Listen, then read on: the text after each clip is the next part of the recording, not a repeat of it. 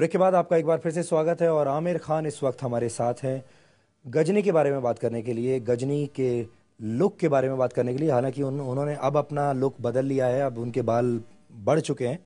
आमिर, हमने हमेशा आपको हर फिल्म में एक नए किरदार में देखा और एक नए लुक में देखा आप, और ऐसा लगता है कि बाकी लोगों के मुकाबले आप अपने लुक पर थोड़ा ज़्यादा ध्यान देते हैं और हर बार एक नया लुक आता है। और वो पिछली बार वाले लुक से मतलब 19-20 का फर्क नहीं होता, बल्कि दिन रात का फर्क होता है। तो उसके बारे में मतलब आप क्या क्या सोचते हैं, कैसे आप उस पर वर्क करते हैं, और क्या आपको लगता है कि हर बार हर फिल्म के साथ लुक बदलना ज़रूरी है? देखिए, जब मैं कोई फिल्म साइन करता हूं तो मेरी कोशिश ये रहती है कि मैं किरदार को पूरी तरह समझूं, उसके दिमाग में जाऊं, उसके दिमाग को समझूं, get into the head of the character. और फिर ये सारी चीज़ें उसके बाद आती हैं कि अगर इस किस्म का इंसान है तो उसकी लुक कैसे होगी। मेरी कोशिश ये नहीं रहती कि नहीं मुझे कुछ अलग करना है, नहीं, लेकिन मेरी कोशिश ये ज़रूर रहती है कि इस कैरेक्टर के लिए क्या सच्चाई है और क्या लुक होना चाहिए। तो मैं एक वक्त पे एक ही फिल्म करता हूँ, तो मुझे ये फैसिलिटी भी है कि मैं अपने आप को अगर ज़रूरत पड़े तो पूरी तरह से तब्दील करूँ अपने लुक को। जो मेरी बॉडी है, फॉर एग्जांपल, ये एक एक्टर का टूल होता है जो वो इस्तेमाल कर सकता है अपने काम के लिए, किरदार को जीवित करने के लिए। तो इसका मैं पूरा फ़ायदा उठाता हूँ। और हालांकि जहाँ तक गजनी का सवाल है, ये जो हेयर कट है, इसके लिए मुझे आप कोई क्रेडिट नहीं दे सकते। अच्छा। क्योंकि ये जो तमिल में बनी थी उसमें भी जो सूर्या जिन्होंने काम किया था और बहुत ही अच्छा काम किया था उन्होंने, उनका भी लुक यही था और हमने उस लुक को फॉलो किया है। तो ये इसका क्रिएशन जो है, उसका क्रेडिट डायरेक्टर को और सूर्या को मिलना चाहिए, क्योंकि उन्होंने ये कंसीव किया। मैं ओरिजिनल लुक को सिर्फ फॉलो कर रहा हूँ इस फिल्म में। बहुत सारे लोग तो अभी आपको ये भी कहते हैं कि आप बॉलीवुड के टॉम हैंक्स हैं, और अब उल्टा भी कहने लगे हैं कि टॉम हैंक्स जो है वो इंडियन आमिर खान है। टॉम हैंक्स तो बहुत ही टैलेंटेड कलाकार हैं, और अगर लोग मुझे उनके साथ मेरी तुलना करते हैं तो मुझे खुशी होती है। I think he is somebody जिनके काम से मैं भी बड़ा खुश हूँ। I mean I am fan. उनकी एक से एक फिल्में आई हैं जो मैंने देखी हैं, मुझे उनका काम बेहद पसंद आया जी। रिसेशन चल रहा है इस वक्त, हर इंडस्ट्री में जो है आर्थिक मंदी का दौर है, कोई भी नया इन्वेस्टमेंट करना नहीं चाहता है। आपको लगता है कि अपनी फिल्म इंडस्ट्री में भी रिसेशन का ये दौर चल रहा है और इस वक्त फिल्म को रिलीज करना काफी रिस्की हो सकता था? दो फैक्टर्स, एक तो आर्थिक मंदी है, दूसरा ये कि मुंबई अटैक्स अभी होकर हटे हैं, हाँ, तो लोग बाहर निकल नहीं रहे थे थिएटर्स में जाने के लिए। जी जी। तो आपको लगता है ये this was the right time to release the movie, और you could have delayed it? जहाँ तक रिसेशन का सवाल है, मेरा ख्याल है रिसेशन जब हिट हुआ उसके बाद भी कई फिल्में आई जो कामयाब हुई, जैसे कि फैशन आई, दोस्ताना आई और गोलमाल रिटर्न्स आई। ये तीनों फिल्में कामयाब हुई।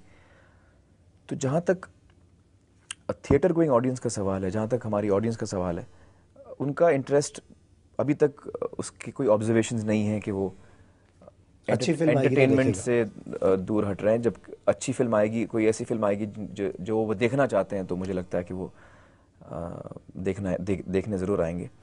जहाँ तक मुंबई पे जो अटैक्स हुए हैं, टेरर अटैक्स, यकीनन उसका असर हम सब पर हुआ है।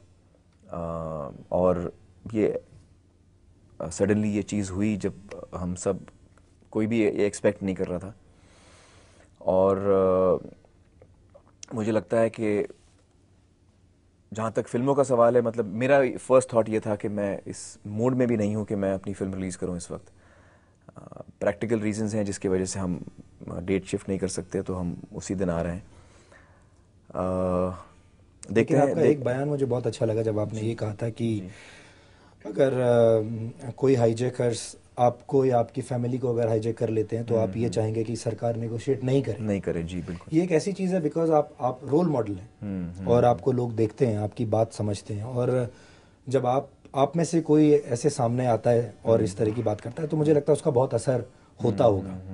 तो आपको कई बार लगता है कि बजाय इसके कि हम सिर्फ एक कैंडल लाइट मार्च कर दें या एक ह्यूमन चेन बना दें या आके एक छोटी सी प्रेस कॉन्फ्रेंस कर दें, उससे कहीं ज़्यादा इस तरह का एक प्रोएक्टिव स्टैंड होना चाहिए, खास तौर पर आप जैसे स्टार्स की तरफ से। और लोग अब 8 पैक 6 पैक एब्स में जब आपको देखते हैं तो वो सोचते हैं कि you will come out in real life also. देखिए, मुझे क्या लगता है कि जैसे आपने कहा, ये प्रोटेस्ट जो हैं, कैंडल मार्चेस हैं, इनका एक अपनी इम्पोर्टेंस है और इनका एक अपना कंट्रीब्यूशन है जो अच्छा है। लोगों के अंदर ये जज्बा जागा है, वो बाहर सड़कों पे निकले हैं, ये बहुत अच्छी बात है, ये बहुत बड़ी बात है। हर इंसान सोचता है कि यार मैं अकेला हूँ, मैं कॉमन मैन हूँ, मैं सिटीजन हूँ कंट्री का, मैं कोई प्राइम मिनिस्टर नहीं हूँ, या ना मैं पॉलिटिशियन हूँ, ना मैं लीडर हूँ, मैं क्या कर सकता हूँ इस वक्त पर। और मेरी समझ से हम 2-3 चीज़ें बहुत आसान सी कर सकते हैं। मुझे लगता है कि सबसे पहले तो हमें अपने आप को देखना चाहिए और सच्चाई से अपने आप को परखना चाहिए कि मुझ में क्या कमी है, मुझ में क्या खराबी है जो मैं सुधार सकता हूँ। अगर हमें देश सुधारना है तो सबसे पहले मुझे अपने आप को सुधारना चाहिए। और हर एक देश का हर एक नागरिक जो है वो अपने आप को देखे और परखे कि उसमें क्या कमज़ोरी है, क्यों उसमें अगर करप्शन है तो क्यों है, और उसको कैसे सुधार सकता है, ऑनेस्टी के लेवल क्या है, इंटेग्रिटी का लेवल क्या है, सच्चाई का लेवल क्या है। इसका बहुत अच्छा असर हो सकता है हमारी सोसाइटी अगर हम हर एक इंसान अपने ऊपर काम करें। एक ये, दूसरा ये कि हम अपने जितने सिक्योरिटी एजेंसीज़ हैं, पुलिस फोर्स हैं, उनकी इज्जत करें, उनको सपोर्ट करें। हम ये कभी ना कहें कि यार ये हमारी चेकिंग क्यों कर रहा है, मैं तो इतना बड़ा आदमी हूँ, यार मैं तो बड़ा सच्चा आदमी हूँ, मेरी चेकिंग क्यों हो रही है। वो जाके किसी और को क्यों नहीं पकड़ते, क्रिमिनल को क्यों नहीं पकड़ते। देखिए, हमें इस वक्त उनको सपोर्ट करना है, और ये जो जहाँ भी चेकिंग हो रही है ये हमारी सेफ्टी के लिए हो रही है, तो हमें हर तरीके से उनको सपोर्ट करना चाहिए। ऐसे मौके पर लीडर्स को हमने ऑलरेडी ये सिग्नल दे चुके हैं हम लोग कि हम चाहते हैं कि वो स्ट्रांग से स्ट्रांग एक्शन लें। और आमिर खान से आज मौका है ढेर सारे सवाल पूछने का। सवाल अभी और भी हैं हमारे पास उनसे पूछने के लिए, लेकिन उससे पहले एक छोटा सा ब्रेक हम ले लेते हैं और ब्रेक के बाद दोबारा लौटेंगे और कुछ और सवाल करेंगे आमिर खान से।